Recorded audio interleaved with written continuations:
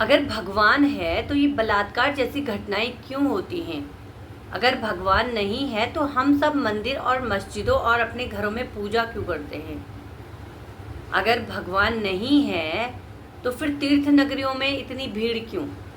अगर भगवान है तो भगवान उत्तरकाशी जैसी आपदा में सहायक क्यों नहीं?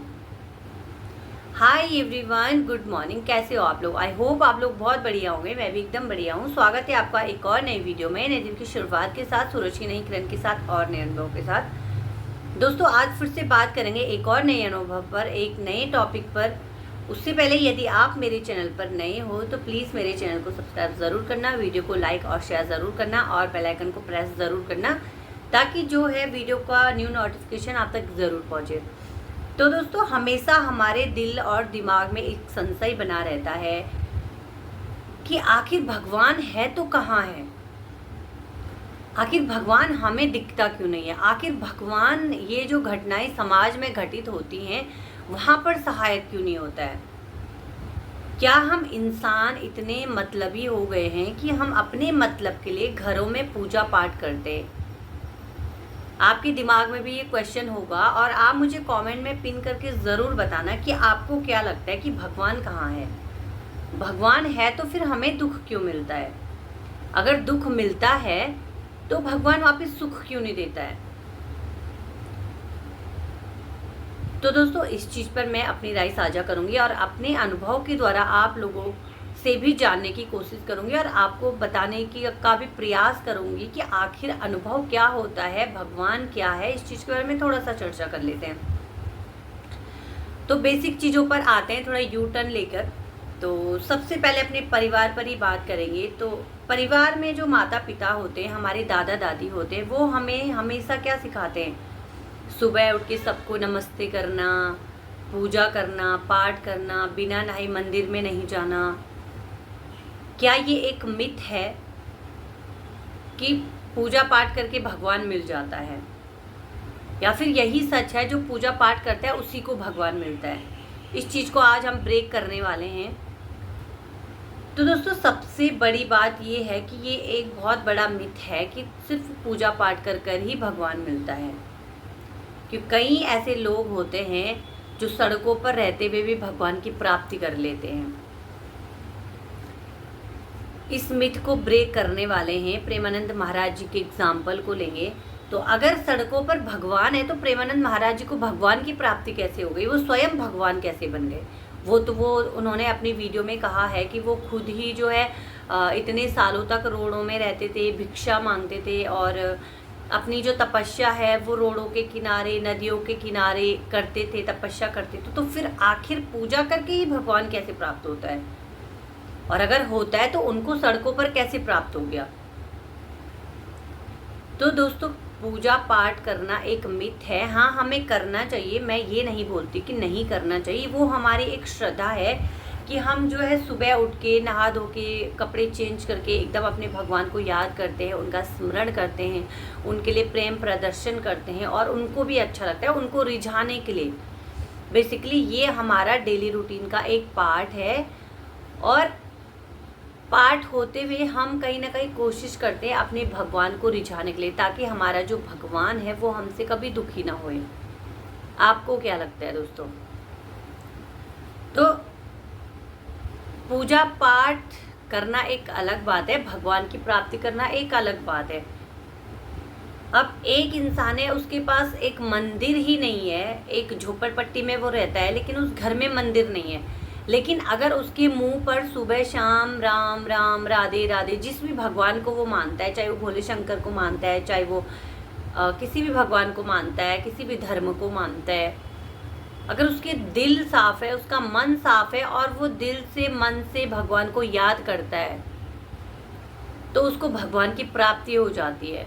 और एक इंसान है जो 12-12 घंटे पूजा करता है लेकिन उसका दिल ही साफ नहीं है, उसके दिल में छल कपट ये सब चीज़ें भरा हुआ है, तो उसको कभी भगवान प्राप्त नहीं होता है। दोस्तों, ये सच्चाई है जीवन की।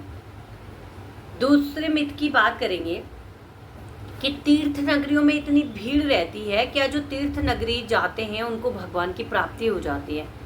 बद्रीनाथ, केदारनाथ, खाटू श्याम बाबा, वैष्णो देवी, कितने सारे हमारे तीर्थ धाम हैं। तो जो वहाँ जाते हैं उनको बहुत जल्दी भगवान की प्राप्ति हो जाती है क्या? आपको क्या लगता है?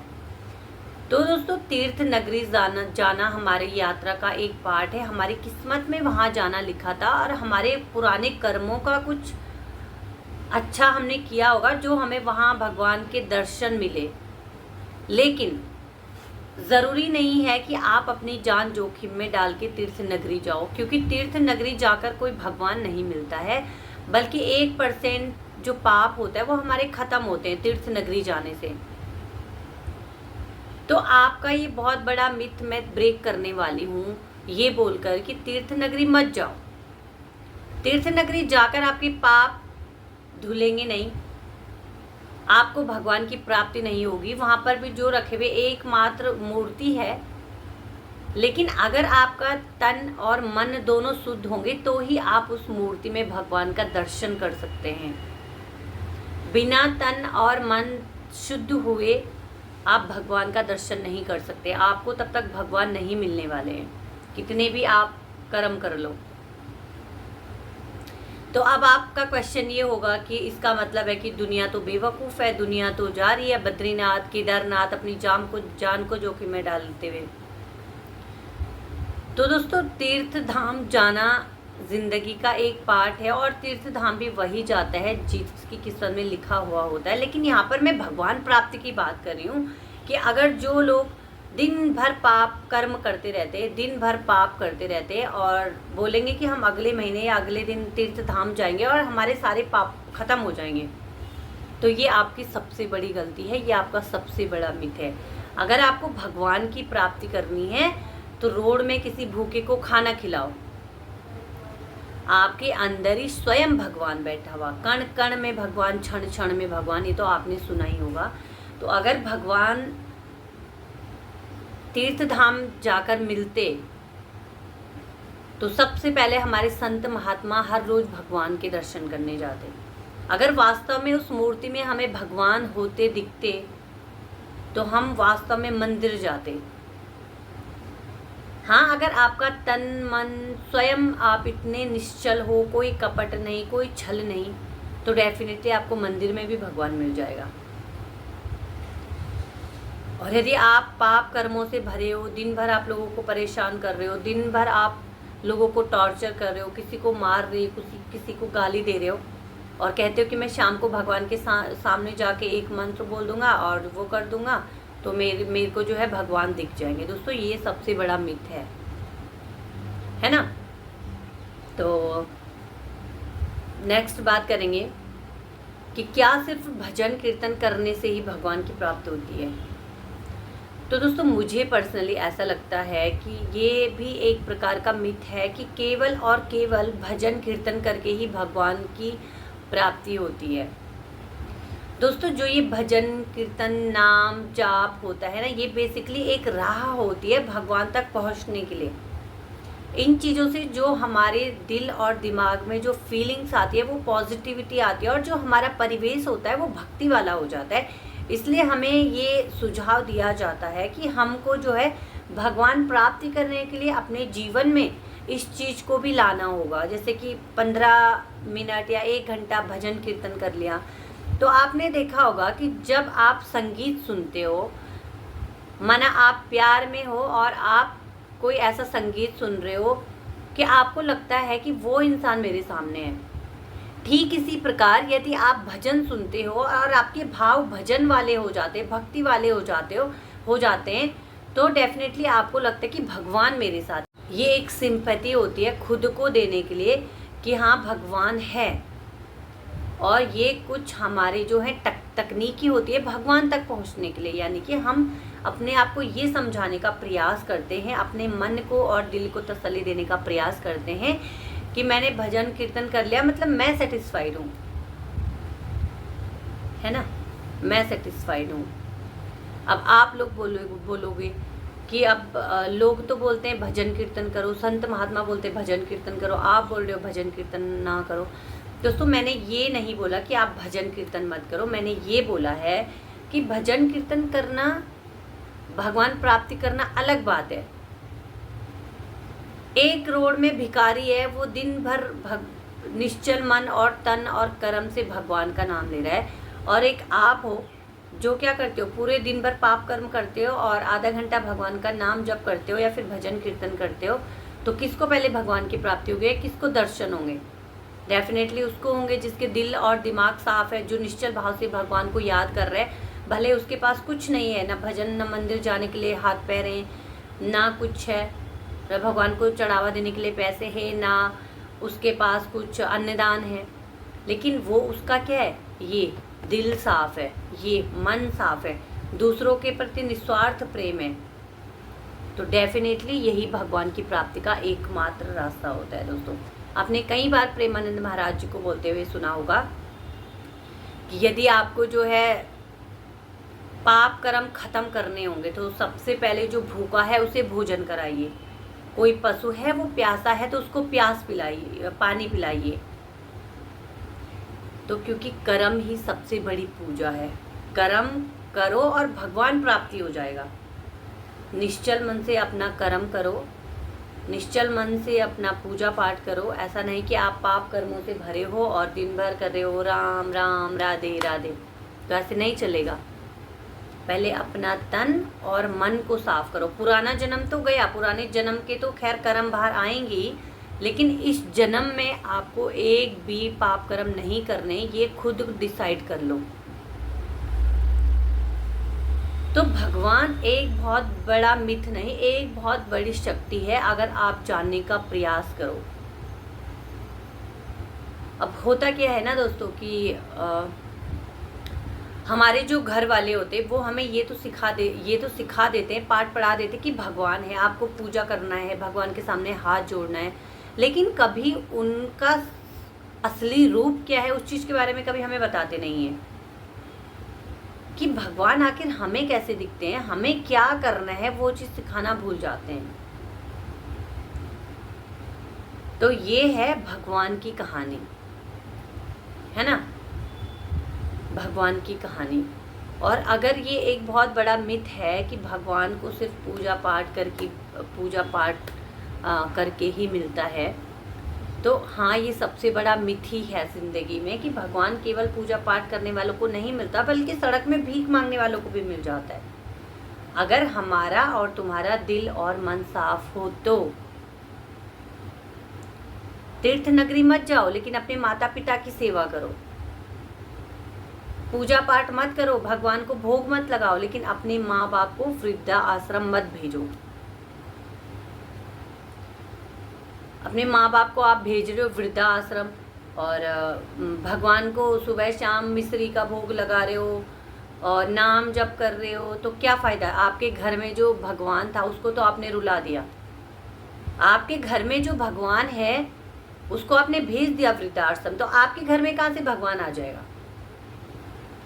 जिस माँ बाप ने तुम्हें जन्म दिया उस माँ बाप को तुमने डंडे से पीट दिया, उस माँ बाप को तुम 2 रोटी देते हो ताकि ये पॉटी सुसु ना करे,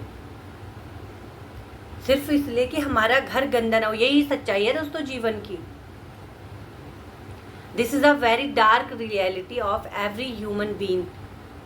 आजकल हर कोई अकेले रहना चाहता है, हर कोई रहना चाहता है कि मैं अपना घर दिन भर साफ रखूं, टाइल से चमकाते रहूं, अपना घर सजावट से भरी रहूं, लेकिन जब रोडों में माँ बाप भाई बहन भीख मांगते हैं ना, तो यहाँ से दिल रोता है। यहाँ से मत जाओ आप मंदिर। मैं ये नहीं कहती कि आप मंदिर जाओ, लेकिन अपने घर में जो आपका मंदिर है, आपके माँ बाप, उनको खुश रखो, तभी आपको भगवान की प्राप्ति होगी। ये मिथ छोड़ दो आज से ही कि तुम्हें सिर्फ पूजा पाठ करने से, तीर्थ नगरी जाने से भगवान की प्राप्ति होगी। ये सबसे बड़ा मिथ है दोस्तों। अपने कर्म अच्छे रखो, कर्म के साथ साथ भूखे को भोजन कराओ, प्यासे को पानी पिलाओ, साथ साथ में अपने माँ बाप को खुश रखो। जिंदगी की सबसे बड़ी दौलत वही है माँ बाप, जो हमें ज़िंदगी में कभी नहीं मिलते हैं। और ऐसा सारे ग्रंथों में कहा गया है कि माँ बाप पूजनीय है, माँ बाप हमारा पहला गुरु है, पहला भगवान है। गुरु से भी पहले माँ बाप का दर्जा आता है, और हम उन्हीं माँ बाप को वृद्धा आश्रम भेज देते हैं। तो कहाँ हमें, आपको क्या लगता है कि हमें भगवान की कभी प्राप्ति होगी? नहीं दोस्तों, भगवान की प्राप्ति कभी नहीं होगी। जब तक हम अपना तन मन कर्म शुद्ध नहीं करेंगे, हमें कभी भगवान की प्राप्ति नहीं होगी। तो इस मिथ को ब्रेक करते हुए कि केवल पूजा पाठ करने से ही भगवान मिलता है, केवल मंदिर मस्जिद में जाने से ही भगवान प्राप्त होता है, इस मिथ को तोड़ते हुए मैं ये कहती हूँ कि यदि आप अपने घर के देवता, अपने माँ बाप को खुश रख देते हो, कभी किसी भूखे को खाना खिला देते हो, कभी किसी प्यासे को पानी पिला देते हो, मत करो आप करोड़ों का भंडारा, मत करो। भंडारा उनके लिए करो जिनको वास्तव में ज़रूरत है।